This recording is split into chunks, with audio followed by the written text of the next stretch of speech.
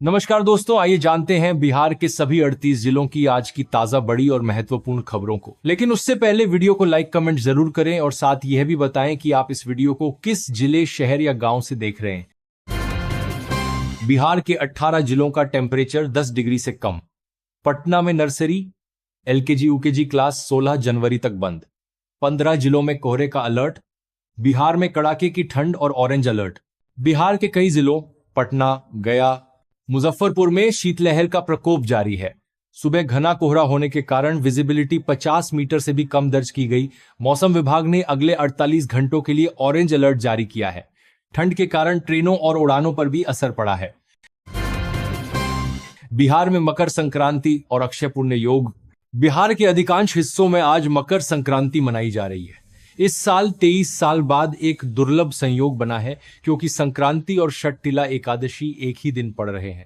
श्रद्धालु गंगा और अन्य नदियों में स्नान के बाद दही, चूड़ा और तिलकुट का आनंद ले रहे हैं। 7 निश्चय 3 की जिम्मेदारी बिहार विकास मिशन को मिली है। बिहार सरकार ने अपने महत्वाकांक्षी कार्यक्रम 7 निश्चय 3 के पर्यवेक्षण और निगरानी की जिम्मेदारी बिहार विकास मिशन को सौंप दी है। इसका लक्ष्य के लिए अगले 5 वर्षों में बिहार को विकसित राज्यों की श्रेणी में लाना है। बिहार के रोहतास जिले में लगेगी सीमेंट फैक्ट्री। हजारों युवाओं को मिलेगा रोजगार। नीतीश कैबिनेट में मिली मंजूरी। नीतीश कैबिनेट ने रोहतास में सीमेंट फैक्ट्री के विस्तार को मंजूरी दी है। इस परियोजना पर 107 करोड़ से ज्यादा खर्च होंगे। इससे हजारों लोगों को रोजगार मिलेगा। एनपीएस में भी गारंटी वाली पेंशन की तैयारी। पीएफआरडीए ने बनाई हाईटेक समिति, कैसे मिलेगा इसका फायदा। राष्ट्रीय पेंशन प्रणाली एनपीएस के तहत जल्द ही सुनिश्चित पेंशन मिल सकती है। पीएफआरएनए ने इसके लिए दिशा निर्देश और नियम बनाने हेतु एमएस साहू की अध्यक्षता में 15 सदस्यीय उच्च स्तरीय समिति का गठन किया है।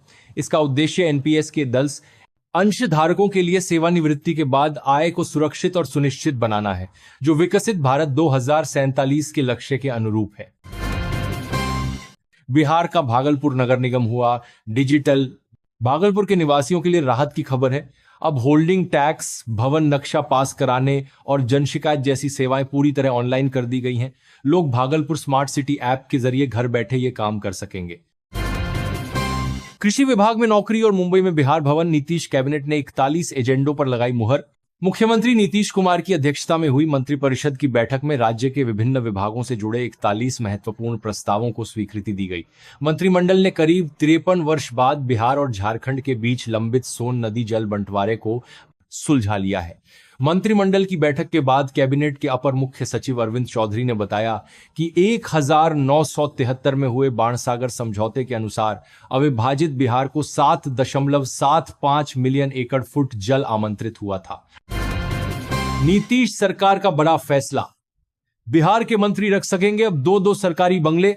15 विधायकों को भी मिली छूट। बिहार में मंत्रियों विधायकों को मिलेंगे 2-2 सरकारी आवास। बिहार सरकार के एक नए फैसले के तहत अब मंत्रियों और विधायकों को क्षेत्र और राजधानी में काम की सुविधा के लिए 2 सरकारी आवास आवंटित किए।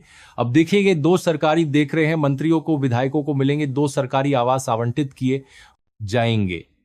इस फैसले पर विपक्षी दल आरजेडी ने फिजूल खर्ची का आरोप लगाते हुए सवाल उठाए हैं। 1.5 लाख प्रतिमाह तक कमाने का अवसर दे रही नीतीश सरकार। 16 से लिए जाएंगे आवेदन। यहां जाने डिटेल। मुख्यमंत्री फेलोशिप योजना के चौथे चरण के आवेदन 16 से 31 जनवरी तक होंगे। आईआईएम बोधगया 121 योग्य फेलो का चयन करेगा, जिन्हें नीति निर्माण और क्रियान्वयन से जोड़ा जाएगा। 2 वर्ष की फेलोशिप में 80,000 से 1.5 लाख रुपये मासिक मानदेय मिलेगा। चयनित फेलो को विभिन्न प्रशासनिक कार्यालयों में संबद्ध किया जाएगा, जिससे राज्य के विकास को गति मिलेगी। भारत में भावनाएं सिर्फ कुत्तों के लिए हैं, इंसानों के लिए नहीं। डॉग लवर्स से सुप्रीम कोर्ट ने पूछे तीखे सवाल। सुप्रीम कोर्ट ने आवारा कुत्तों के काटने से होने वाली मौत और चोटों पर सख्त रुख अपनाते हुए कहा कि इसके लिए अधिकारी, राज्य सरकारें और डॉग फीडर्स जिम्मेदार होंगे। कोर्ट ने सुनवाई के दौरान भारी मुआवजे के संकेत दिए हैं और कहा है कि कुत्तों को खुला छोड़ने की अनुमति नहीं दी जा सकती। बिहार में नए वकीलों को 5,000 रुपये मासिक वजीफा। राज्य सरकार ने Bihar advocates welfare trust committee के लिए 30 करोड़ रुपए मंजूर किए हैं। इसके तहत 1 जनवरी 2024 के बाद पंजीकृत सभी नए वकीलों को 5,000 रुपये प्रति कर देखने को मिलेगा। 2,000 रुपये मंजूर में Bihar advocates welfare trust committee के लिए माह का वजीफा दिया जाएगा। माह का वजीफा स्टिपेंड दिया जाएगा।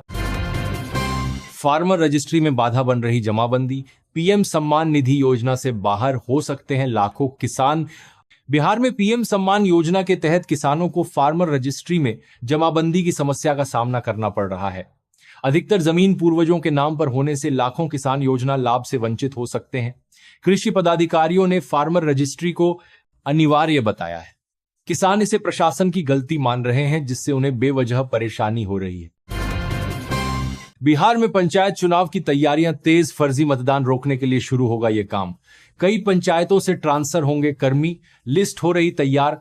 बिहार में पंचायत चुनाव की तैयारियां शुरू हो गई हैं। इस बार फर्जी मतदान रोकने के लिए बूथों पर फेशियल रिकॉग्निशन सिस्टम और सीसीटीवी कैमरे लगाए जाएंगे। सरकार भवन निर्माण और आरक्षण व्यवस्था पर भी काम कर रही है। ठंड में कमी आते ही पटना डीएम ने दी रियायत। अब केवल इन कक्षाओं पर रहेगा प्रतिबंध। मौसम में नरमी के बाद पटना के स्कूलों को लेकर जिलाधिकारी डॉ. त्यागराजन एसएम ने नए आदेश जारी किए हैं। अब केवल प्री स्कूल और आंगनबाड़ी केंद्रों सहित कक्षा 1 से पहले की सभी कक्षाओं पर 16 जनवरी तक प्रतिबंध रहेगा। कक्षा 1 और उससे ऊपर की कक्षाएं सुबह 9 बजे से संचालित हो सकेंगी, जिससे छात्रों और अभिभावकों को राहत मिली है। केंद्र सरकार ने 31 मार्च तक मनरेगा के कार्य को पूरा करने का दिया निर्देश।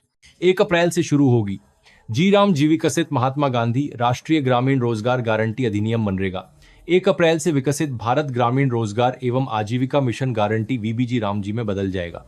श्रमिकों को अब 100 के बजाय 125 दिन का रोजगार मिलेगा। पारदर्शिता के लिए बायोमेट्रिक हाजिरी और आईटी टूल्स का उपयोग होगा। कृषि कार्य के दौरान 60 दिन तक काम बंद रहेगा। समय पर काम न मिलने पर बेरोजगारी भत्ता मिलेगा, जिससे ग्रामीण परिवारों को बड़ा लाभ होगा। महारानी के समाधि स्थल पर बनेगा भव्य मंदिर। युवराज कपिलेश्वर सिंह का एला। दरभंगा में महारानी कामसुंदरी देवी के निधन के बाद राज परिवार की गतिविधियां तेज हो गई हैं। युवराज कपिलेश्वर सिंह ने समाधि स्थल पर भव्य मंदिर निर्माण की घोषणा की है और श्राद्ध कर्म को पारंपरिक राजशाही तरीके से संपन्न कराने की तैयारी शुरू कर दी गई। कैबिनेट बैठक में रोहतास के बंजारी स्थित डालमिया सीमेंट फैक्ट्री के विस्तार को मंजूरी मिली। 107.32 करोड़ निवेश से उत्पादन क्षमता 1.5 मिलियन टीपीडी होगी। इससे जिले में औद्योगिक विकास और करीब 594 लोगों को रोजगार मिलेगा। बिहार में इंफ्रास्ट्रक्चर विकास को नई गति। राज्य सरकार और नाइफेल के बीच हुआ बड़ा समझौता। बिहार सरकार ने राज्य में बुनियादी ढांचे के विकास को वैश्विक मानकों के अनुरूप लागू करने के लिए एक बड़ा कदम उठाया है। वित्त विभाग और national investment and infrastructure fund limited NIIFL के बीच आज एक महत्वपूर्ण समझौता ज्ञापन MOU पर हस्ताक्षर किए गए। इस साझेदारी से बिहार में निवेश योग्य परियोजनाओं की मजबूत पाइपलाइन तैयार होगी और निजी निवेश को आकर्षित करने के नए अवसर खुलेंगे। बिहार की मीठी सफलता। 10 वर्षों में 177% बड़ा शहद उत्पादन। कृषि मंत्री ने किया ऐलान। कहा, जल्द आएगी नई मधु नीति। राज्य सरकार की मधुमक्खी पालन एवं मधु उत्पादन योजना मुख्य रूप से छोटे, सीमांत, भूमिहीन परिवारों और विशेषकर महिलाओं व ग्रामीण युवाओं पर केंद्रित है। मंत्री ने इसे छोटी पहल बड़ा लाभ की अवधारणा बताते हुए कहा कि यह योजना कम लागत और कम समय में अतिरिक्त आय का स्थायी जरिया बन रही है। इससे न केवल पोषण में साथ करते हैं सुरक्षा सुनिश्चित हो रही है, बल्कि ग्रामीण क्षेत्रों में रोजगार के नए अवसर पैदा हो रहे हैं, जिससे युवाओं का पलायन रोकने में मदद मिल रही है। हाईवे के बाद अब एक्सप्रेसवे की बारी। अप और महाराष्ट्र के मॉडल से बदलेगा बिहार का बुनियादी ढांचा। नए निवेश के खुलेंगे रास्ते। बिहार की नीतीश कुमार की सरकार ने राज्य में हाईवे पर फोकस करने के बाद एक्सप्रेसवे का नेटवर्क तैयार करने पर जोर देने जा रही है। एक्सप्रेसवे का निर्माण तय समय से हो और इसकी निगरानी हो सके, इसके लिए बिहार सरकार एक नई अथॉरिटी का गठन कर सकती है। बिहार कैबिनेट का बड़ा फैसला। सोन नदी जल विवाद सुलझा। नीतीश कैबिनेट ने झारखंड के साथ लंबे समय से चले आ रहे सोन नदी जल बंटवारे के विवाद को सुलझा लिया है। नए समझौते के तहत बिहार को 5.75 माफ पानी मिलेगा, जिससे रोहतास में बहुप्रतीक्षित इंद्रपुरी जलाशय के निर्माण का रास्ता साफ हो गया है। इससे दक्षिण बिहार के 8 जिलों में सिंचाई व्यवस्था बेहतर होगी। बिहार के दरभंगा एयरपोर्ट के पास लॉजिस्टिक्स पार्क, मिथिला और उत्तर बिहार के कृषि उत्पादों के निर्यात को बढ़ावा देने के लिए कैबिनेट ने दरभंगा हवाई अड्डे के पास लॉजिस्टिक्स पार्क और कार्गो हब विकसित करने के लिए 50 एकड़ भूमि अधिग्रहण हेतु 138.82 करोड़ रुपए मंजूर किए हैं। बिहार में शराब कांड में बड़े अधिकारियों पर गाज। मुजफ्फरपुर में शराब जब्ती मामले में कोर्ट के आदेश के बिना जब्त वाहनों स्कॉर्पियो को कम कीमत पर नीलाम करने के आरोप में तत्कालीन उत्पाद अधीक्षक, डीएसपी और थानाध्यक्ष समेत 4 बड़े अधिकारियों पर फीर दर्ज की गई है। बिहार बोर्ड बीएसए इंटर परीक्षा अपडेट। बिहार विद्यालय परीक्षा समिति ने इंटरमीडिएट परीक्षा 2026 के लिए एडमिट कार्ड जारी करने की प्रक्रिया शुरू कर दी है। मुख्य सैद्धांतिक परीक्षाएं 2 फरवरी से 13 फरवरी 2026 तक चलेंगी। बिहार के लोगों के लिए खुशखबरी, प्रभु श्री राम के दरबार तक सस्ता सफर, माता सीता के धाम से भी सीधा जुड़ाव। बिहार राज्य पथ परिवहन निगम अयोध्या और अन्य प्रमुख शहरों के लिए सीधी बस सेवा शुरू कर रहा है।